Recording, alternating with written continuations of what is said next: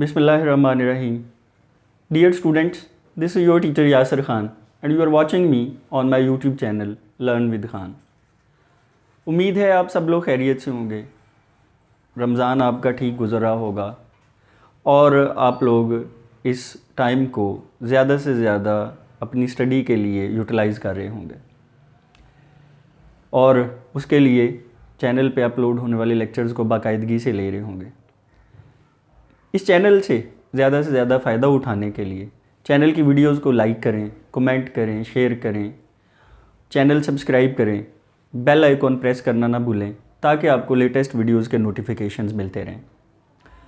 Financial accounting के इन lecture series में हमने जो पिछला लेक्चर डिस्कस किया था वो था प्रोसेस ऑफ जर्नलाइजिंग पेपर। एक हिस्सा उसका हो चुका हुआ है, चंद एंट्रीज़ हमने देख ली हुई हैं, स्टेप्स हमने देख लिए हैं, उसी की प्रैक्टिस आज फर्दर करनी है।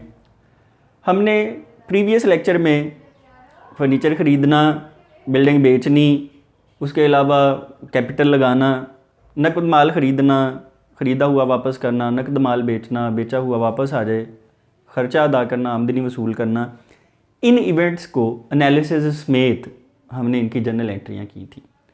अगर आप में से कोई अब ज्वाइन कर रहे हैं, उनका ये आज पहला लेक्चर है, तो वो प्रीवियस वीडियोस को लाजमी देख लें ताकि उनके बेसिक लेक्चर रिवाइज हो जाएं। आज के इस लेक्चर में हम माल तिजारत उधार ख़रीदना, उधार ख़रीदा वापस करना, फिर माल तिजारत उधार फ़रोख्त करना और फिर वो फ़रोख्त शुदा माल का वापस आना, हम इन इवेंट्स को रिकॉर्ड करेंगे। फिर कैश डिस्काउंट की रिकॉर्डिंग, अगर हम किसी को डिस्काउंट अलाउ करें और अगर हम किसी क्रेडिटर से डिस्काउंट रिसीव करें और उसके मज़ीद जो हैं वो क्या इवेंट्स उसके अंदर हो सकते हैं, हम उनको रिकॉर्ड करेंगे और हम हर एक इवेंट का, हर एक ट्रांजैक्शन का कंप्लीट एनालिसिस करेंगे। डेप्रीसिएशन क्या होती है, डेप्रीसिएशन के ऊपर बात होगी, उसकी रिकॉर्डिंग होगी। ड्राइंग्स क्या होती हैं, कैपिटल तो हमने सीख लिया है, मालिक लगाता है तो एंट्री करना हमने सीख लिया है, ड्राइंग्स को दर्ज करना सीखेंगे। और आज हम वो स्पेशल सर्कमस्टांसेस देखेंगे जहाँ पे परचेजर्स अकाउंट को क्रेडिट किया जाता है, क्योंकि इन हालात में ख़रीदे हुए माल तिजारत में कमी हो जाती है, गुड्स एसेट कम होता है तो उसे क्रेडिट करते हैं, लेकिन नाम यूज़ होता है परचेजर्स का। ये दो लेक्चर्स इंतहाई ज़्यादा अहमियत के हामिल हैं, बार बार इस पे बात होगी और जो एनालिसिस हम यहाँ पे कर रहे हैं इसी तरह से एनालिसिस करेंगे हम तो हमें अकाउंटिंग इक्वेशन आएगी और इसी इन एंट्रीज़ के एनालिसिस को हम जितना प्रैक्टिस कर लेंगे उतना जर्नल का प्रोसेस हमारा ठीक हो जाएगा। आम तौर पर स्टूडेंट्स ये समझते हैं कि जर्नल के चंद एक इवेंट्स को याद कर लिया जाए, एंट्रीज़ को याद कर लिया जाए और फिर उसके बाद वो दोबारा कभी जर्नल एंट्री करने को कहा जाए तो वो कहते हैं कि नहीं जी, वो वाली जर्नल एंट्रियाँ तो हमें आती थी, वो जर्नल चैप्टर तो हमें आता था, लेकिन अब ये जर्नल एंट्री हमारे बस में नहीं आ रही, हमें समझ नहीं आ रही। जर्नल एंट्री करना अकाउंटिंग का सबसे पहला और सबसे मुश्किल काम है। अगर ये किसी को आ जाए तो उसकी अकाउंटिंग ठीक हो जाती है। इसलिए एनालिसिस आपको करना आएगा तो आप कंसेप्चुअली एंट्री करना, इसका मतलब आपको कंसेप्ट के साथ एंट्री करना आता है।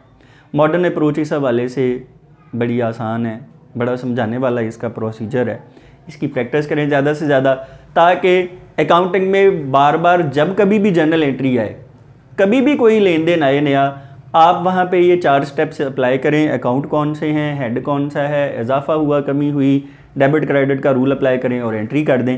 ये प्रोसेस आपको करना आना चाहिए तो आपको एंट्रीज़ याद नहीं करनी पड़ेंगी, you will be able to draft the entries. तो अब हम प्रैक्टिस करते हैं इसकी।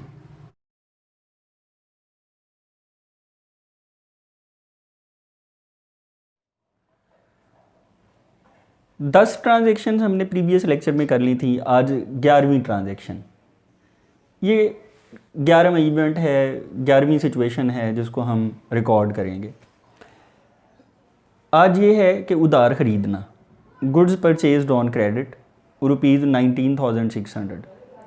अब देखें, चूँकि ट्रांजेक्शन की स्टेटमेंट में लफ्ज़ ऑन क्रेडिट आ गया है तो ये उधार लेन देन है। पहली बात तो ये कि हमने लेन देन पहचान लिया कि ये उधार है। अब इसमें अकाउंट्स कौन से आएंगे? जब भी कभी गुड्स ख़रीदने बेचने की बात आएगी तो एक अकाउंट तो गुड्स का, एक अकाउंट गुड्स का आएगा। अब क्रेडिट पे ख़रीदा है, उधार ख़रीदा है, आपको डेटर और क्रेडिटर की डेफिनीशन आनी चाहिए।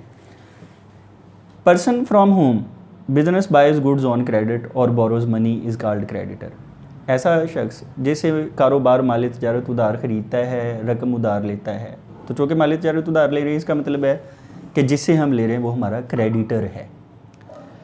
तो एक अकाउंट गुड्स का आएगा, दूसरा क्रेडिटर का आएगा। गुड्स एसेट हैं, हम ख़रीद रहे हैं तो एसेट्स में हो गया इजाफा, और एसेट बढ़ जाए तो उसे करते हैं डेबिट। क्रेडिटर हमारी लाइबिलिटी है। अब ये आपको करंट लाइबिलिटीज़ में आपने इसकी एग्जांपल भी लिखी होगी, इसके आपने पैसे जो देने हैं अकाउंट्स पेएबल है, और जिसके पैसे देने हो वो हमारी जिम्मेदारी है। तो देखें, इस लेन देन से पहले आपने कोई पैसे नहीं थे देने, अब आपने 19,600 रुपया देना है, तो इसका मतलब हुआ जिम्मेदारियों में भी। अब आप लिखेंगे कि जी ये पैसे देने वाले हैं तो जिम्मेदारियों में भी इजाफा हो जाएगा, और रूल ये है कि जिम्मेदारियाँ बढ़ जाएँ तो क्रेडिट। अब आप गौर करें, अकाउंट हेड इजाफा कमी और डेबिट क्रेडिट। अब आपको पता चल गया कि गुड्स के अकाउंट ने डेबिट होना है और क्रेडिटर ने क्रेडिट होना है, लेकिन आपको पता है कि गुड्स खरीद रहे हैं तो इस सिचुएशन में इसका नाम क्या यूज़ होगा, परचेजेज अकाउंट। तो परचेजेज अकाउंट डेबिट, तो फिर ये एंट्री इसकी बन जाएगी purchases account debit to creditor account credit 19,600 से, और इसकी नरेशन होगी गुड्स बॉट ऑन क्रेडिट। जब भी जिससे भी कभी माल उधार खरीदें तो narration simple goods bought on credit. ये नरेशंस भी मैंने जो आपको प्रीवियस लेक्चर में और इस लेक्चर में जो लिखवानी है, आपने इस तरह के लेन देन की यही नरेशन बार बार यूज़ करनी है, ताकि एक ही नरेशन है जनरल सी, वो बार बार हम लिखते रहें। तो गुड्स बॉट ऑन क्रेडिट आ गई। फिर उसके बाद अब नेक्स्ट ज़रा ट्रांजैक्शन देखें, उसके साथ बैक एरो लगा हुआ है, goods return to the supplier ₹600। 19,600 का ये माल तिजारत ख़रीदा है, उसका 19,600 देना है। अब उस सप्लायर को, ये बैक एरो का मतलब है कि ये इसी के साथ इसका ताल्लुक़ है। याद रखें, माल तिजारत ख़रीदा हुआ वापस करना हो हमने, या बेचा हुआ हमें वापस आ रहा हो, तो हम ओरिजिनल ट्रांजैक्शन को देखेंगे कि ये ख़रीद या ये फ़रोख्त किन शराइत पे हुई थी। अब यहाँ पे प्रीवियस ट्रांजैक्शन को देखें तो वो तो उधार ख़रीदा था हमने। तो अब ऐसी सिचुएशन में ये बात याद रखें कि उधार ख़रीदे हुए माल तिजारत की वापसी करते वक्त हम माल तिजारत सप्लायर को वापस कर देंगे, और जितने पैसों का हमने उसे माल तिजारत वापस किया है उतने पैसे सप्लायर के खाते में से हम तफरीक कर देंगे, और उसने जो हमसे लेने हैं वो हमारे खाते में से तफरीक कर देगा। यानी अब पैसे तो नहीं दिए जा सकते, खाते में लिखे हुए थे और वो खातों में से ही तफरीक हो जाएंगे। तो अब भी वही दो अकाउंट्स आएंगे, एक गुड्स का, दूसरा क्रेडिटर का। अब ज़रा सिचुएशन समझे, ख़रीदा हुआ माल हमने वापस कर दिया तो गुड्स के एसेट में कमी हो गई तो क्रेडिट। अब यकीनी बात है कि उतने पैसे भी अब हमने उसके वापस नहीं करने हैं, तो क्रेडिटर लाइबिलिटी भी कम हो गई, और लाइबिलिटी कम हो गई तो डेबिट। तो इसलिए इसकी एंट्री बन जाएगी क्रेडिटर अकाउंट डेबिट टू। अब ज़रा गौर करें, ये आप पीछे पढ़ चुके हैं कि ख़रीदा हुआ माल वापस करें तो गुड्स का नाम क्या यूज़ होना है, परचेजेज रिटर्न्स। तो एंट्री होगी creditor account debit to purchases returns account credit 600 रुपये से, और नरेशन होगी goods return to the supplier. अब उधार ख़रीदना और उधार ख़रीदा हुआ वापस करना आपको आ गया। अब ज़रा नेक्स्ट देखें, नेक्स्ट ट्रांजैक्शन जो है उसमें एक चीज़ का थोड़ा सा अब हम यहाँ इजाफा करेंगे, वो ये है कि पिछले जो दो मैंने भी ट्रांजैक्शन आपको पढ़ाए हैं, माल आपने उधार ख़रीदा था तो वो क्रेडिटर का नाम नहीं ट्रांजैक्शन में दिया हुआ, तो फिर क्रेडिटर आया। अब अगर ऐसा हो कि goods bought from mister Umair ₹19,300, एक तो ये कि सप्लायर का नाम आ गया है, लफ्ज़ कैश नहीं आया, ये लेन देन उधार है। अब ये बात कन्फर्म हुई, यानी जो लेन देन हुआ है पहले तो ये पहचाने, आइडेंटिफाई करें कि ये नकद है या उधार है, तो ये लेन देन तो उधार है। एक अकाउंट गुड्स का, दूसरा क्रेडिटर का। चूँकि गुड्स ख़रीद रहे हैं और ये मिस्टर उमैर से ख़रीद रहे हैं, हम उधार ख़रीद रहे हैं, और हमने क्रेडिटर की डेफिनेशन पढ़ी है कि ऐसा शख्स जिसे कारोबार माल तिजारत उधार ख़रीदे रकम उधार ले वो क्रेडिटर है। तो एक अकाउंट क्रेडिटर का आना है। गुड्स एसेट है, ख़रीद रहे हैं, इंक्रीज़ हुआ डेबिट, क्रेडिटर लाइबिलिटी इंक्रीज़ हुई क्रेडिट।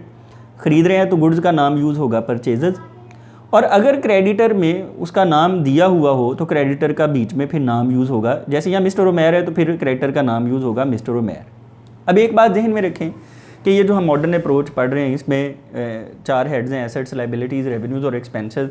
यहाँ ये जहन में रखें कि नाम डायरेक्ट कभी भी अफेक्ट नहीं होंगे, यानी मिस्टर उमैर हमारे लिए कुछ नहीं, क्रेडिटर है तो क्रेडिटर में वो मिस्टर उमैर है, नाम डायरेक्ट अफेक्ट नहीं होगा। क्रेडिटर होगा, अगर उधार खरीदा है तो वो क्रेडिटर है, क्रेडिटर में उसका नाम क्या है, मिस्टर उमैर है। क्रेडिटर हमारी लाइबिलिटी है, उमैर हमारे लिए डायरेक्ट कुछ नहीं है। तो इसकी एंट्री बन जाएगी purchases account debit to mister Umair account credit. वो इसलिए क्रेडिट हुआ है कि वो हमारा क्रेडिटर है, तो गुड्स बॉट ऑन क्रेडिट। अब देखें ये जो एंट्री मैंने लिखी है इसको मॉडर्न अप्रोच में आमतौर पर लिखा अलबत्ता ऐसे जाता है कि purchases account debit to accounts payable यानी क्रेडिटर्स और डैश लगा के मज़ीद वो मिस्टर उमैर है, यानी एक अकाउंट जो टोटल क्रेडिटर्स अकाउंट बनता है या टोटल डेटर्स अकाउंट बनता है, कंट्रोलिंग अकाउंट इसे कहते हैं। तो अब एक बंदे के तो क्रेडिटर्स देखें 30 हैं, 40 हैं, 50 हैं, ज़्यादा क्रेडिटर्स हो सकते हैं, तो अकाउंट्स पेएबल डैश डाल के वो जौन सा भी उसमें अकाउंट्स पेएबल है उसका नाम आ जाएगा। तो अगर तो नाम ना हो तो simple creditor, simple accounts payable, और अगर साथ नाम हो तो अकाउंट्स पेएबल के साथ डैश डाल के फिर उसका नाम यूज़ करना है आपने। तो ये 19,300 का लेन देन है, उधार खरीदा है। अब ऐसे ही नेक्स्ट ट्रांजेक्शन वही बैक एरो के साथ, goods return to mister Umair, 300 रुपये की हमने 19,300 की ख़रीदी थी, 300 रुपये की उसको वापस कर दी। तो उधार ख़रीदा हुआ माल वापस हो रहा है, क्योंकि ये ओरिजिनल देखें हमने उमैर से उधार ख़रीदा था तो अब उसको ही वो ही वापस कर रहे हैं। तो उधार खरीदे वापस करने का मतलब ये है ख़रीदे हुए को कि गुड्स वापस दे देंगे और उतने पैसे उसके अकाउंट में से माइनस कर देंगे। गुड्स अकाउंट एसेट है, हमने ख़रीदा हुआ वापस किया तो वो डिक्रीज़ हो गया, एसेट कम हो जाए तो क्रेडिट, और क्रेडिटर हमारी लाइबिलिटी है वो भी कम हो गई, कम हो जाए तो डेबिट। अब एक बात ध्यान में रखें कि गुड्स का नाम यूज़ होगा परचेजेज रिटर्न अकाउंट और क्रेडिटर का नाम कौन सा दिया हुआ है, मिस्टर उमैर। तो इसकी एंट्री बन जाएगी mister Umair account debit to purchases return account credit. और या दूसरी वो जैसे मैंने आपको बताया कि मॉडर्न अप्रोच में लिखा है ऐसे जाता है कि accounts payable mister Umair to purchases return account credit. Next फिर माल तिजारत उधार फ़रोख्त करना, goods sold on account ₹20,400। On account का मतलब ही उधार है। अब आपको उधार लेन देन का रूल पता है कि अगर ट्रांजेक्शन में ऑन अकाउंट ऑन क्रेडिट आ जाए तो वो उधार लेन देन है, तो ये बेचना है। अब उधार बेचने वाले लेन देन शुरू हो गए, एक अकाउंट गुड्स का आ जाएगा। तो अब जिसको उधार बेचा जाता है आपको डेटर की डेफिनेशन आनी चाहिए। Person to whom goods are sold on credit और money is lent is called debtor. ऐसा शख्स जिसको माल तिजारत उधार बेचा जाता है या रकम उधार दी जाती है, ऐसा शख्स जिसको माल तिजारत उधार बेचा जाता है या रकम उधार दी जाती है वो कारोबार का डेटर है, मकरूज़ है, हमने उससे पैसे लेने हैं, वो अकाउंट्स रिसीवेबल है। डेटर का दूसरा नाम अकाउंट्स रिसीवेबल है। तो एक गुड्स का अकाउंट आएगा, दूसरा डेटर का। गुड्स एसेट है, हमने बेच दी, एसेट कम हो गया तो क्रेडिट, नाम यूज़ होगा सेल्स, और डेटर एसेट है, एसेट इंक्रीज़ हो गया तो डेबिट। तो फिर इस तरह से इसकी एंट्री हो जाएगी debtor account debit to sales account credit 20,400 से, और नरेशन हो जाएगी गुड्स सोल्ड ऑन क्रेडिट। अब ये ट्रांजैक्शन इसके साथ बैक एरो दी है। अब ये वापसी वाली, अब सेल्स रिटर्न्स की भी, उधार बेचे हुआ वापस भी तो करना हमें आना चाहिए, उसका एनालिसिस भी आना चाहिए। Goods return by the customer 400। अब यहाँ पे वो कस्टमर, उसका नाम वगैरह नहीं हमें पता, डेटर इसलिए वो सिंपल आ गया, नाम वगैरह नहीं है। तो वो कस्टमर जो था, वो हमारा जो डेटर था, उसने हमें माल तिजारत वापस कर दिया। तो याद रखें कि उधार फ़रोख्त शुदा माल तिजारत जब कस्टमर किसी मुनासिब वजह से वापस करेगा तो माल तिजारत उसे वापस लेकर उतनी मालियत के एवज़ उतने ही पैसे उस कस्टमर के अकाउंट में से हम तफरी कर देंगे। यानी हम कहेंगे कि हमने उसे नहीं लेने, 20,400 का माल उसे बेचा था, 400 का उसने वापस कर दिया, तो इसका मतलब अब उसकी तरफ 20,000 रह गया, तो 400 उसके खाते में से हम निकाल देंगे। तो अब जो दो अकाउंट आएंगे, एक गुड्स का और दूसरा डेटर का। गुड्स एसेट है, अब जब वो माल हमें वापस करेगा हम उसे वापस लेके रखेंगे अपने पास, तो एसेट में इजाफा हो जाएगा, गुड्स एसेट बढ़ जाएगा तो डेबिट। और डेटर हमारा एसेट है, अब जितने का उसने माल वापस कर दिया उतने पैसे उसे नहीं लेने, ये एसेट डिक्रीज़ हो जाएगा तो क्रेडिट। अब यहाँ गुड्स का नाम इस्तेमाल होगा सेल्स रिटर्न्स, तो फिर एंट्री बनेगी sales returns account debit to debtor account credit, और नरेशन होगी goods return by the customer, 400 की वापस होगी। अब नेक्स्ट ऐसे ही फिर 2 ट्रांजेक्शन हमने देखने हैं कि डेटर का नाम भी साथ में दिया हुआ हो। तो देखें, goods sold to Arshad Khan ₹9,350, ये उधार लेन देन है। क्यों? इसलिए कि कस्टमर का नाम आया है, लफ्ज़ कैश नहीं आया, तो ये क्रेडिट ट्रांजैक्शन है, उधार बेचा है। अब डेटर का नाम भी आ रहा है, तो अब ये ध्यान में रखें, एक गुड्स का अकाउंट आएगा, दूसरा डेटर का, ये तो कन्फर्म है। नाम डायरेक्ट हमारे लिए कुछ नहीं है, या वो डेटर है या वो क्रेडिटर है। डेटर में उसका आगे नाम आ जाएगा या क्रेडिटर में उसका नाम आ जाएगा। तो गुड्स एसेट है, डिक्रीज़ हो गया क्रेडिट, और वो डेटर अब लिखेंगे कि जी ये फलाने बंदे से पैसे लेने हैं, तो डेटर बढ़ गए हैं हमारे, डेटर एसेट इंक्रीज़ हो जाएगा तो डेबिट। गुड्स का नाम यूज़ होगा सेल्स अकाउंट, और डेटर में उसका नाम यूज़ होगा अरशद खान, तो फिर इसलिए एंट्री होगी Arshad Khan account debit to sales account credit 9,350 से, और नरेशन वही गुड्स सोल्ड ऑन क्रेडिट। अब मॉडर्न अप्रोच में इसको ऐसे भी रिकॉर्ड किया जाता है, क्योंकि डेटर को अकाउंट से रिसीवेबल कहते हैं, तो उसका कंट्रोलिंग अकाउंट से रिसीवेबल, डेटर साथ लगा के अकाउंट से रिसीवेबल और डैश लगा के कि आगे वो कौन है, Arshad Khan debit to sales account credit. यानी ये दोनों तरह से एंट्री ठीक है, आप ऐसे कर लें चाहे ऐसे कर लें। 18वां ट्रांजेक्शन है goods returned by the customer ₹350। Customer जो अरशद खान है, यहाँ पे उस कस्टमर का नाम हमें पता है अरशद खान, प्रीवियस ट्रांजेक्शन के साथ इसको लिंक करके हम पढ़ रहे हैं, समझ रहे हैं, इसके साथ जोड़ेंगे तो समझ आएगी। तो अब हमें पता है कि उसको उधार बेचा हुआ था, तो वैसे ही 2 अकाउंट्स आ जाएंगे, एक गुड्स का और दूसरा डेटर का। गुड्स हमारे लिए एसेट हैं, और जब वो वापस कर दिया उसने तो ये एसेट हमारा बढ़ गया, और एसेट बढ़ गया तो डेबिट, और उतने पैसे डेटर से नहीं लेने, वो एसेट डिक्रीज़ हो गया तो क्रेडिट। गुड्स का नाम यूज़ होगा सेल्स रिटर्न, डेटर का नाम यूज़ होगा अरशद खान, एंट्री हो जाएगी sales return account debit to Arshad Khan account credit 350 रुपये से, नरेशन हो जाएगी goods return by the customer. अब इसी को आप ऐसे भी कर सकते हैं, सेल्स रिटर्न अकाउंट डेबिट, और आप अरशद खान नाम डायरेक्ट लिखने की बजाय कि अकाउंट से रिसीवेबल, और उसमें वो कौन है, अरशद खान है, अकाउंट से रिसीवेबल डैश डाल के अरशद खान। मॉडर्न जो राइटिंग है वो इस तरह से की जाती है, goods return by the customer. अब हम कैश डिस्काउंट को रिकॉर्ड करना समझेंगे। अब कैश डिस्काउंट आपको टर्म्स देखें बार बार अप्लाई होनी है। अब आपको अगर कैश डिस्काउंट की डेफिनेशन आती है तो फिर तो आपके लिए कोई इशू नहीं है। कैश डिस्काउंट आपको पता है कि क्रेडिटर डेटर को देता है कि उसने कर्ज़ा मुकर्रर मुद्दत से पहले दे दिया है, तो क्रेडिटर इसे डिस्काउंट अलाउड के नाम से एक्सपेंस रिकॉर्ड करता है, डेटर इसे डिस्काउंट रिसीव्ड के नाम से रेवेन्यू रिकॉर्ड करता है। अब ये 19वीं ट्रांजेक्शन है, देखें आप, goods sold on credit to Naveed ₹10,000। अब चूँकि नवीद को बेची हैं, ये उधार बेची हैं, ऑन क्रेडिट भी आ गया है, कस्टमर का नाम भी आ गया है, लफ्ज़ कैश नहीं आ रहा, ये उधार लेन देन है, 10,000 का माल बेचा है, तो ये तो आपको पता है। अब देखें ये एनालिसिस तो पीछे भी हो चुका है, तो नवीद डेटर नवीद है, एसेट बढ़ गया डेबिट, और गुड्स एसेट कम हो गया, नाम यूज़ होगा सेल्स। यानी आपको एंट्री मैंने ये डायरेक्ट कर दी है, Naveed account debit to sales account credit.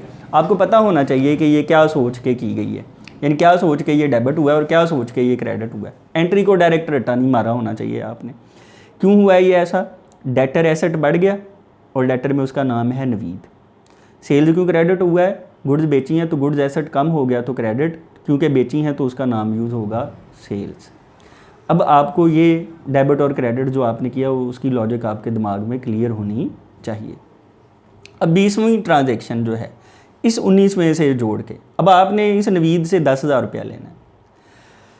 इसके भी मजीद इसको 3 हिस्सों में डिस्कस किया है, यानी डिस्काउंट ले लिया। बाज़ औक़ात तो यूँ होता है, देखें 10,000 है, वो कह रहा है कि received 9800 in full settlement of the account of Naveed. 9,800 रुपये लिए और उसका अकाउंट फुली सेटल कर दिया, यानी 9,800 रुपये रिसीव कर लिए हैं। डिस्काउंट की अमाउंट कितनी है वो आपने फाइंड करनी है। इसका मतलब 10,000 था, 9800 लिया तो 200 छोड़ दिया।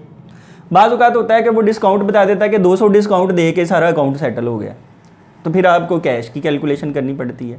और तीसरी सिचुएशन ये होती है कि वो खुद ही बता देता है कि इतना कैश लिया, इतनी डिस्काउंट दी। यानी ये 20वीं ट्रांजेक्शन 3 की तरह से आपके सामने ये पैसे लेने वाली आपको मिल सकती है डिफरेंट सिचुएशंस में, तो उसको आपके सामने ये मैंने एक्सप्लेन करना है अभी। अगर वो received ₹9800 in full settlement of the account of Naveed, के नवीद का अकाउंट मुकम्मल सेटल कर दिया कि अब नहीं उसे कुछ लेना देना, 9800 लिया और काम ख़त्म। अब 10,000 का माल बेचा था। अब देखें पैसे ले रहे हैं आप कैश अकाउंट, चूँकि उसे कैश डिस्काउंट दे रहे हैं। अब आप क्रेडिटर हैं, यहाँ पे आपने उसको माल बेचा हुआ है, आप क्रेडिटर हैं, वो आपका डेटर है, तो आपने पैसे छोड़े हैं। देखिए 9800 लेके 10,000 में से 9800 लिया तो आप छोड़ रहे हैं, तो 200 छोड़ा, डिस्काउंट अलाउड है और ये एक्सपेंस है। और तीसरा अकाउंट डेटर का आएगा, तीसरा अकाउंट डेटर का आएगा। कैश आपका एसेट है, पैसे लिए, एसेट बढ़ गया, डेबिट। 200 रुपया छोड़ा, नुकसान किया अपना, डिस्काउंट अलाउड, एक्सपेंस है, बढ़ गया, डेबिट। डेटर एसेट है, अब आप देखें 10,000 लेना था, 9800 है और अब 200 वो बाकी उसे माफ़ कर दिया, तो वो डेटर अब नहीं रहा आपका। डेटर एसेट आपका वो उतना डिक्रीज़ हो गया, तो क्रेडिट। डेटर में उसका नाम क्या यूज़ होगा? नवीद अकाउंट। तो अब इसकी एंट्री क्या होगी? Cash account debit, discount allowed account debit to Naveed account credit. Analysis में तो आपको समझ आ गई। देखिए कैश 9800, नवीद से लेना था 10,000 और वो अब ख़त्म हो गया है, डेटर एसेट कम हो गया। अब ये 200 की कैलकुलेशन आपने करनी है। हमेशा जो डेबिट वाले होते हैं अकाउंट्स, उनके राइट साइड पे एंट्री में जगह होती है, और जो अकाउंट क्रेडिट हो रहे हैं उनके लेफ़्ट पे। कभी कोई जमा तफरीक वगैरह को कैलकुलेशन उसके सामने करनी पड़ जाए तो डेबिट वालों में राइट पे करनी है, क्रेडिट वालों में लेफ़्ट पे करनी है। तो यहाँ 10,000 टोटल लेना था, 9800 आया, तो 10,000 माइनस 9800, तो डिस्काउंट के कितने पैसे होंगे? 200 रुपये, डिस्काउंट अलाउड 200 रुपये। तो नरेशन हो जाएगी cash received and discount allowed. अब दूसरी सिचुएशन ये है कि वो ये कहे, हमें क्वेश्चंस में ऐसा आ जाए, Naveed's account was settled by allowing ₹200 as discount, कि नवीद का अकाउंट सेटल कर दिया गया, 200 रुपये अलाउ किए उसे डिस्काउंट के। अब यहाँ कैश की अमाउंट नहीं बताई कि कैश कितना आया, तो ऐसी सिचुएशन में फिर क्या करना है? अब आपको अकाउंट तो वही आएंगे ना, कैश डिस्काउंट अलाउड और डेटर में नवीद आ जाएगा। और वो एनालिसिस तो आपका ऐसे ही होगा जैसे ये अभी थोड़ी देर पहले ये यहाँ पे हमने ये एनालिसिस हमने जो किया, एनालिसिस ऐसे ही होगा। तो एंट्री अलबत्ता जब लिखेंगे आप तो एंट्री हो जाएगी cash account debit, discount allowed account debit to Naveed account credit. अब देखें नवीद तो 10,000 से अब वो आपका डेटर नहीं रहा, 200 रुपये डिस्काउंट है। अब कैश की अमाउंट कैलकुलेट करनी पड़ेगी, तो अब कैश के सामने कैलकुलेशन होगी 10,000 माइनस 200। तो समझाना आपको ये है कि यहाँ डिस्काउंट के पैसे नहीं दिए हुए थे तो डिस्काउंट के सामने कैलकुलेशन की, यहाँ कैश के पैसे नहीं दिए हुए तो कैश के सामने कैलकुलेशन की। उम्मीद है आप लोगों को दोनों एंट्रीज आमने सामने रख के समझ आ गई होंगी। फिर थर्ड सिचुएशन ऐसी हो सकती है कि वो खुद ही बता दें हमें सवाल में, कैश रिसीव हुआ है 9800, डिस्काउंट अलाउ कर दिया 200 टू नवीद। अब कोई भी कैलकुलेशन नहीं करनी पड़ेगी, तो डायरेक्ट एनालिसिस वैसे ही जैसे भी आपको बताया, cash account debit 9,800, discount allowed account debit 200 रुपये टू नवीद अकाउंट क्रेडिट 10,000। और नरेशन देखें, किसी भी डेटर से ऐसे पैसे पहले लें तो नरेशन आपने लिख देनी है cash received and discount allowed.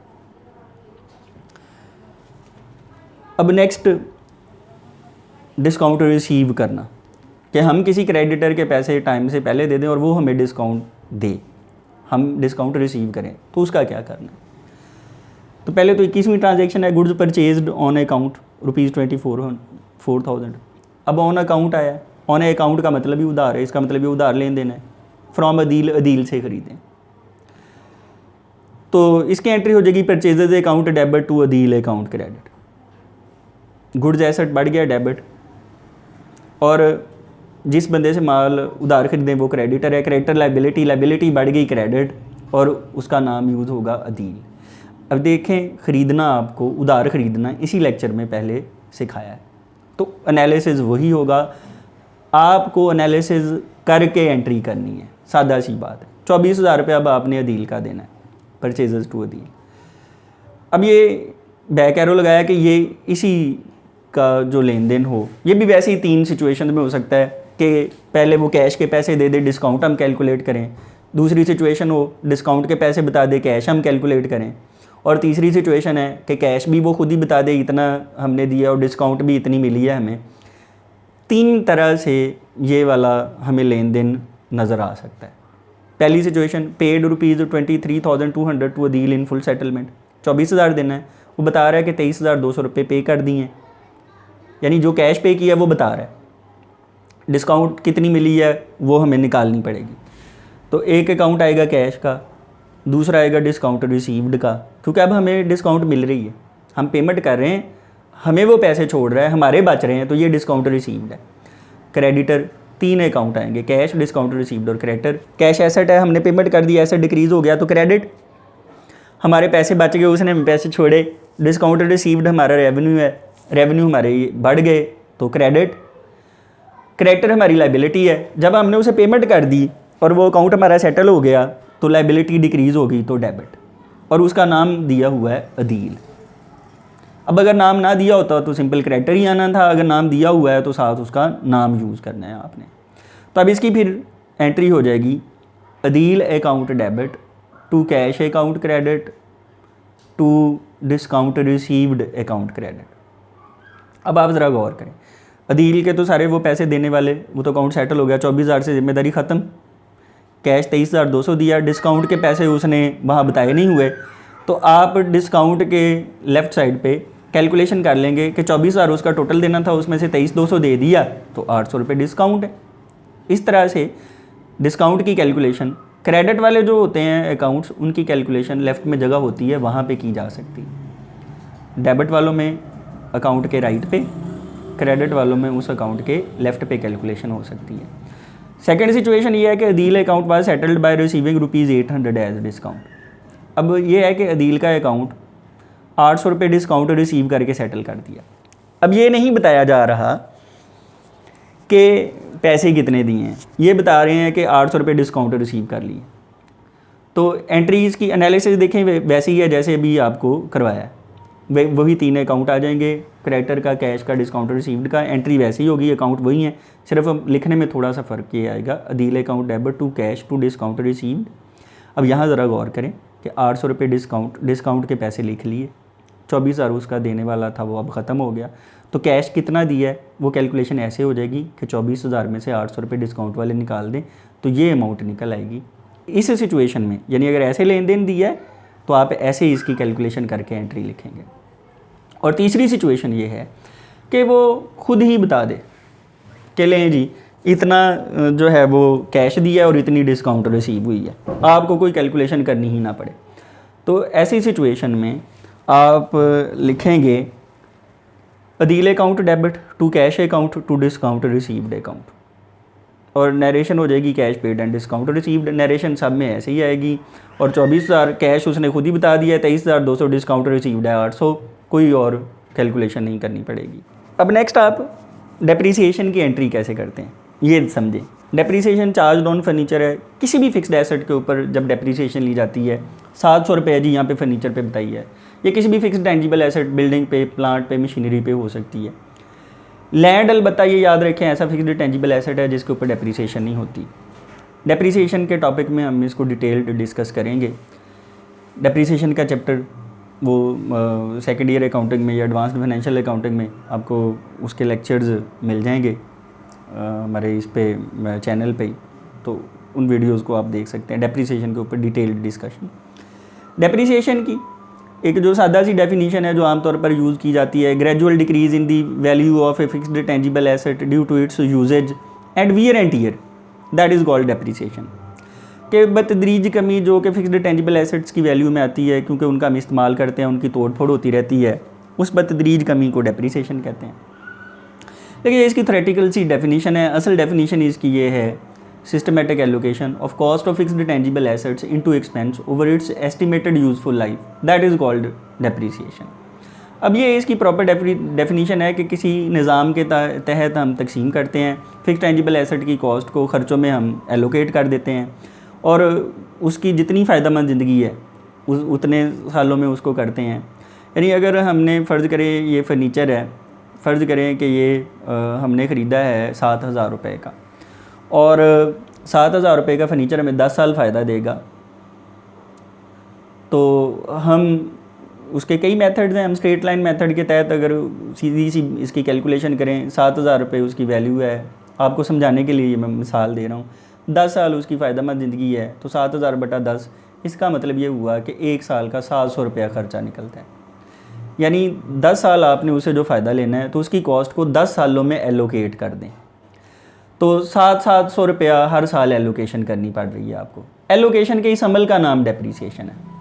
Fixed tangible assets की कॉस्ट को एक्सपेंसेस में कन्वर्ट करना उनकी फ़ायदेमंद ज़िंदगी के ऊपर, उसको डेप्रीसिएशन कहते हैं। डेप्रीसिएशन को रिकॉर्ड करने के 2 तरीके हैं। एक तो ये तरीका है जो भी बेसिक लेवल पे भी डिस्कस करेंगे हम, ये स्ट्रेट राइट ऑफ होता है, सीधा डायरेक्ट उस एसेट में से ही माइनस करना, एंट्री उसमें से करना। और दूसरा होता है डेप्रीसिएशन रिजर्व अकाउंट वाला तरीका, एक्युमुलेटेड डेप्रीसिएशन अकाउंट वाला तरीका, वो भी यहाँ हमारा मौजूए गुफ्तगू नहीं है। अलबत्ता ये याद रखें कि डेप्रीसिएशन की इस एंट्री के 2 तरीके हैं। हम सादा तरीके से स्ट्रेट राइट ऑफ से सीधा डायरेक्ट फिक्स्ड एसेट में से तफरीक करने वाले तरीके के मुताबिक ये भी एंट्री करने लगे हैं। तो डेप्रीसिएशन एक्सपेंस अकाउंट और फर्नीचर अकाउंट, डेप्रीसिएशन एक्सपेंस है, ये बढ़ गया तो डेबिट, और फर्नीचर एसेट है, ये कम हो गया तो क्रेडिट। तो फिर एंट्री बनेगी depreciation expense account debit to furniture account credit, और narration depreciation charge on furniture. अब ये बात याद रखें, अगर मशीनरी पे होगी तो फिर ऐसे ही मशीनरी कम हो जाएगा, अगर प्लांट पे होगी तो प्लांट एसेट कम हो जाएगा। यानी depreciation expense to machinery, depreciation expense to plant, depreciation expense to building, यानी फिक्स्ड एसेट्स की सबकी डेप्रीसिएशन लेने का प्रोसेस यही होगा, एंट्री है। नॉन कैश आइटम्स हैं ये, ज़रा याद रखें। डेप्रीसिएशन जो कि डेप्रीसिएशन टू फर्नीचर आ रहा है, देखें कैश तो नहीं ना क्रेडिट हो रहा। डिस्काउंट अलाउड वाली जो एंट्री की है हमने अभी, डिस्काउंट अलाउड एक्सपेंस था वो डेबिट तो हुआ है, लेकिन क्रेडिट कैश नहीं हुआ, वो डेटर ही कम हुए हैं। बैड डेट्स होते हैं बाज़ का, डेटर जो हमने ये पढ़े हैं, डेटर से पैसे लेने हैं तो इनसे हमें पैसे ना मिलें तो वो इंसॉल्वेंट हो जाए, दिवालिया हो जाए, तो वो हमारे बैड डेट्स हो जाते हैं। बैड डेट्स हमारे एक्सपेंस हैं, एक्सपेंस बढ़ जाते हैं और उतने डेटर कम हो जाते हैं। बैड डेट्स टू डेटर्स इसकी एंट्री होती है। अब आप ज़रा गौर करें कि ये नॉन कैश एक्सपेंसेस हैं, यानी इनकी पेमेंट कैश में नहीं होती। बहुत सारे खर्चे तो एक्सपेंस जो ऐसे हैं वो कैश में पे होते हैं, लेकिन ये कैश में पे नहीं हो रहे। ऐसे ये जो डिस्काउंट रिसीव्ड है ये नॉन कैश आइटम है। क्यों? क्योंकि इसकी वसूली कैश में नहीं हुई। ये भी इस लेक्चर में आपको मैंने जब भी इसकी एंट्री करके दी है तो देखें उसमें हम कैश पे कर रहे हैं। जो आपको अभी एग्जांपल दी थी, अदील का 24,000 देना है, उसको हमने 23,200 दिया, 800 हमारा बच गया, यानी हमें बचत होगी, वहाँ पे हमें कम देने पड़े। ऐसा नहीं है कि 800 रुपया उसने हमें दिया। तो ये नॉन कैश आइटम है, ये हमारा रेवेन्यू है, ये हमारा मुनाफा है, बचत होगी हमारी, रेवेन्यू प्रॉफिट है, रेवेन्यू आइटम है, हमारी आमदनी के तौर पर रिकॉर्ड हो रहा है। तो नॉन कैश आइटम्स हैं। ऐसी नॉन कैश आइटम्स भी होती हैं। ये बातें आपने ज़रा दिमाग में रखनी है कि ये नॉन कैश एक्सपेंसेस और नॉन कैश रेवेन्यू था। नेक्स्ट 24th आइटम आ गई, personal expenses of owner paid. 20,000 रुपये हमने मालिक के ज़ाती अखराजात पे किए। अब बिजनेस एंटिटी कॉन्सेप्ट में हमने ये कहा मालिक अलहदा है, मालिक के ज़ाती अखराजात अलहदा है, वो कारोबार के खर्चों में नहीं आ सकते। कारोबार का मुनाफा निकालना है हमने, मकसद तो हमारा ये है फाइनेंशियल अकाउंटिंग का। तो भाई उसमें रेवेन्यूज़ भी सिर्फ कारोबार के और उसमें एक्सपेंसेस भी सिर्फ कारोबार के। मालिक के खर्चे भी अगर बिज़नेस के खर्चों में लिखने लगे हम तो फिर तो बिज़नेस का तो प्रॉफिट वो सही तरह से डिटरमिन नहीं ना होगा। तो ये हम डेफिनीशन में पढ़ चुके हुए हैं। ड्राइंग्स ज़ाती इस्तेमाल के लिए मालिक निकलवा ले, वो कैश भी हो सकता है, गुड्स भी और कोई और एसेट्स भी। यहाँ सिर्फ कैश ही निकाला है 20,000, तो इसका मतलब ड्राइंग्स 20,000 ही हैं। एक अकाउंट ड्राइंग्स का आ जाएगा, दूसरा कैश का आ जाएगा। प्रीवियस लेक्चर में आपको बिजनेस एंटिटी कॉन्सेप्ट पढ़ाया है, उसको देखें। अगर किसी ने नहीं लिया हुआ लेक्चर तो वो लेक्चर पहले लाजमी ले। ड्राइंग्स की वजह से कैपिटल लायबिलिटी डिक्रीज़ हो जाती है तो डेबिट। अब देखिए जितनी ड्राइंग करता है मालिक, जो पैसे लगाता है वो कैपिटल है, वो कारोबार की जिम्मेदारी है। जितने निकलवा लेता है वो ड्राइंग्स हैं और उनकी वजह से लाइबिलिटी, जो कैपिटल वाली लाइबिलिटी है वो कम हो जाती है, इसलिए इसे डेबिट करना है। कैश एसेट है, कम हो गया तो क्रेडिट, कारोबार के पास से कैश भी 20,000 निकल गया, एंट्री हो जाएगी drawings account debit to cash account credit. Narration होगी ड्राइंग्स मेड बाय ओनर। अब लास्ट टॉपिक हमारा इस लेक्चर का, under the following circumstances goods account is credited in the name of purchases. दर्ज झैल हालात में गुड्स के अकाउंट को हम क्रेडिट करते हैं और परचेजेज का नाम यूज़ करते हैं। ऐसा इसलिए है कि ख़रीदे हुए माल तजारत में कमी आती है। Goods lost by fire, theft और accident, goods distributed as free samples और charity, goods withdrawn by owner for his personal use from the business. ये वो सिचुएशंस हैं जहाँ पे जो है वो हम ये याद रखें कि गुड्स अकाउंट को क्रेडिट करते हैं और नाम यूज़ करते हैं परचेजेस। तो पहली ये जो ट्रांजैक्शन है कि गुड्स लॉस्ट बाय फायर 20,000, देखिए एक गुड्स का अकाउंट आएगा क्योंकि गुड्स लॉस्ट बाय फायर है, और दूसरा अकाउंट एबनॉर्मल लॉस का आएगा। ये एबनॉर्मल लॉस है, लॉस बाई फायर हो जाना, लॉस बाई थेफ्ट हो जाना, लॉस बाई एक्सीडेंट हो जाना। बाज़ औक़ात लॉस बाई फायर ही यहाँ पे लिखा जाता है, लॉस बाई थेफ्ट या लॉस बाई एक्सीडेंट ही, लेकिन आप एबनॉर्मल लॉस लिखें क्योंकि ये एबनॉर्मल लॉसेज हैं, तो असल एंट्री में एबनॉर्मल लॉस अकाउंट ही आना है। माल तजारत ख़रीदा हुआ, ये ट्रेडिंग बिजनेस की बात हो रही है कि जो माल ख़रीद के लाया और ख़रीदे हुए माल तजारत में से ऐसे कोई आग लगने से, चोरी होने से, हादसे से ज़ाया हो गया, तो ट्रेडिंग बिजनेस इसको रिकॉर्ड कर रहा है। एक्टिविटी के एतबार से ट्रेडिंग और मैन्युफैक्चरिंग होते हैं, तो आप ट्रेडिंग को ये जहन में रखें। ये ट्रेडिंग बिजनेस के वाले से एंट्रियाँ हुई हैं। ख़रीदा हुआ माल तजारत कम हो गया, गुड्स ऐसे डिक्रीज़ हो गया, क्रेडिट, नाम यूज़ होगा परचेजेज। क्यों? क्योंकि ख़रीदे हुए माल तजारत में कमी हो रही है। यहाँ पे माल ज़ाया हो रहा है, हमको बेच नहीं रहे, ख़रीदा हुआ माल कम हो रहा है, इसलिए परचेजेज नाम आना है। और दूसरा एबनॉर्मल लॉस है, ये हमारा एक्सपेंस है, बढ़ गया तो डेबिट। अब ये रूटीन का लॉस है, रेवेन्यू लॉस है, गुड्स के रेलेवेंट, इसलिए इसे एक्सपेंस बुक कर रहे हैं। अब उसके बाद इसकी एंट्री फिर ये बनेगी abnormal loss account debit to purchases account credit. चाहे अब इसकी नरेशन से ये क्लियर होगा गुड्स लॉस्ट बाई फायर, अगर लॉस बाई थेफ्ट होगा, लॉस बाई एक्सीडेंट होगा, तो ऐसे ही एंट्री ऐसी आ जाएगी abnormal loss to purchases. Next transaction है goods distributed as free samples. Free samples होता है, बाज़ औक़ात होता है कि हम अपनी जो है वो सेल बढ़ाने के लिए, प्रमोट करने के लिए अपनी गुड्स को, अपने कारोबार की इन गुड्स को हम जाते हैं मुख्तलिफ लोगों के पास, फ्री सैम्पल्स देते हैं कि ये चीज़ें आप यूज़ करें, अगर उनको पसंद आ जाए तो वो ख़रीदेंगे आइंदा से। यानी ये एक किस्म का सेलिंग टैक्टिक है। तो यहाँ भी अगर जो हम जिनका हम कारोबार करते हैं गुड्स का, अगर हम वो फ्री सैम्पल के तौर पर दे रहे हैं, तो ये हमारा सेलिंग एक्सपेंस है, इनडायरेक्ट एक्सपेंस है हमारा। तो गुड्स एसेट डिक्रीज़ हो गया तो क्रेडिट, फ्री सैम्पल्स हमारा इनडायरेक्ट एक्सपेंस है, सेलिंग एक्सपेंस है, एक्सपेंस इंक्रीज़ हो गया तो डेबिट, तो फिर एंट्री होगी free samples account debit to purchases account credit. और अगर वो गुड्स गिवन एज चैरिटी के तौर पर, कारोबार ने खुद खैरात के तौर पर, चैरिटी के तौर पर गुड्स डिस्ट्रीब्यूट कर दी हैं, जिन चीज़ों का काम करते हैं वो चैरिटी में दे दी हैं, गुड्स एसेट डिक्रीज़ हो गया क्रेडिट। देखें ना, ट्रेडिंग बिजनेस है, ख़रीदा हुआ माल उसमें से ही उठा के दिया है ना, तो परचेजेज नाम आएगा कि ख़रीदे हुए माल में कमी हो रही है। चैरिटी एक्सपेंस है, एक्सपेंस इंक्रीज़ हो गया तो डेबिट, एंट्री होगी charity account debit to purchases account credit, और नरेशन होगी goods given as charity. 28th transaction है goods withdrawn by the owner. अब देखिए, मालिक कैश भी लेके जा सकता है, वो गुड्स भी विदड्रॉ कर सकता है। अगर goods withdrawn by the owner हो, 6,000 की मालिक ने चीज़ें कारोबार से ले ली हैं, इसका मतलब है अब यहाँ पे ड्राइंग्स कितनी हैं, 6,000 ही एक ही तरह से हुई हैं। क्योंकि बाज़ औक़ात हो सकता है कि कैश भी ले जाए, गुड्स भी ले जाए, तो यहाँ ड्राइंग्स की अमाउंट फिर आ जाएगी, वो कैश और ड्राइंग्स, वो गुड्स वगैरह जमा करके कि इतने की जी टोटल है। अलबत्ता यहाँ पे एक ही तरह से हुई है तो ड्राइंग 6,000 ही है। एक अकाउंट गुड्स का आ जाएगा, दूसरा ड्राइंग्स का आ जाएगा। गुड्स एसेट है हमारा, जब हम कारोबार से वो मालिक ले गया तो ख़रीदे हुए माल तजारत में कमी होगी, एसेट डिक्रीज़ हो गया तो क्रेडिट, नाम यूज़ होगा परचेजेस का। ड्राइंग्स की वजह से कैपिटल की लाइबिलिटी में डिक्रीज़ हो जाता है, वो डेबिट हो जाएगी, इसलिए एंट्री हो जाएगी drawings account debit to purchases account credit, narration होगी ड्राइंग्स मेड बाय ओनर। अब 29th ट्रांजेक्शन, अब अगर हो के cash given as charity, cash दिया है, तो फिर तो भी ये आपको समझ आ जानी चाहिए, चैरिटी एक्सपेंस इंक्रीज़ हो गया, डेबिट कैश एसेट डिक्रीज़ हो गया क्रेडिट। लेकिन चैरिटी एक्सपेंस इंक्रीज़ हो गया डेबिट, कैश एसेट डिक्रीज़ हो गया क्रेडिट, तो एंट्री होगी charity to cash.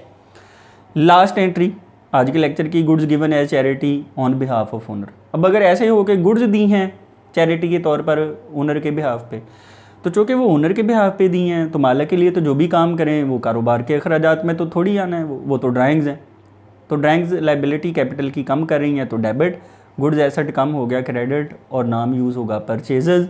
Drawings account debit to purchases account credit, drawings made by owner.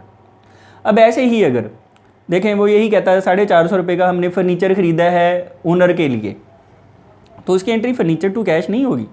क्यों? क्योंकि वो फर्नीचर मालिक के लिए ख़रीदा है, और मालिक के लिए ख़रीदा है तो फिर वो ड्राइंग्स। तो इसका मतलब अगर फर्नीचर, यही लेन देन ज़रा ध्यान में रखें, फर्नीचर परचेज्ड फॉर ओनर ₹450, तो उसकी एंट्री ड्राइंग्स टू कैश होनी थी, क्योंकि फर्नीचर ख़रीदा, कैश अदा कर दिया। फर्नीचर नहीं डेबिट होना एंट्री में, क्योंकि वो कारोबार का एसेट नहीं बन रहा, वो तो मालिक के पास चले गया। तो ये जहन में रखें कि मालिक के ज़ाती फ़ायदे के लिए जो भी हम करें वो ड्राइंग्स हैं, वो कारोबार के एसेट लाइबिलिटी एक्सपेंस रेवेन्यू में रिकॉर्ड नहीं होनी। बिजनेस एंटिटी कॉन्सेप्ट के मुताबिक हमने वही चीज़ें रिकॉर्ड करनी है, एसेट वो जो बिज़नेस का, लाइबिलिटी वो जो बिज़नेस की, रेवेन्यू वो जो बिज़नेस का, और एक्सपेंस भी वो जो बिज़नेस का। उम्मीद है आप लोग समझ रहे होंगे। देखें हमने मैक्सिमम ट्रांजेक्शन्स को आप लोगों के लिए एलेबरेट कर दिया है। अब आप इनको जहन में रख के कोई भी लेन देन आता है, आप इनके मुताबिक इनको देख के उसका एनालिसिस करें और उसका एनालिसिस करके उसकी एंट्री बनाएं। तो मुझे उम्मीद है कि आप लोग एंट्री बनाने के काबिल हो गए होंगे। इसकी ज़्यादा से ज़्यादा प्रैक्टिस करें। उम्मीद है आप लोगों को समझ आ रही होगी। Thanks for watching this video. Happy learning. Thank you.